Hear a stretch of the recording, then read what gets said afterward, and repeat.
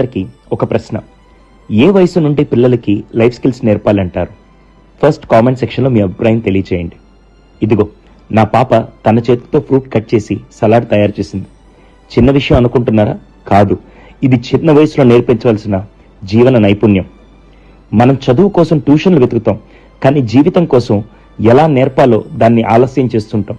జాగ్రత్త పేరుతో ఇది చిన్నదే, కత్తి ప్రమాదం, వాళ్ళకి వీటితో పని లేదు అంటూ చిన్నప్పుడే నేర్చుకోవాల్సిన జీవన పాఠాలని పెద్దయ్యాక బలవంతంగా నేర్చుకోవాల్సి వస్తుంది. కేవలం చదువు జీవితం కాదు. ఆత్మవిశ్వాసం, ఇండిపెండెంట్గా ఉండడం, తల్లిదండ్రులతో కలిసి పాఠాలు నేర్చుకోవడం, ఇవే నిజమైన విద్య.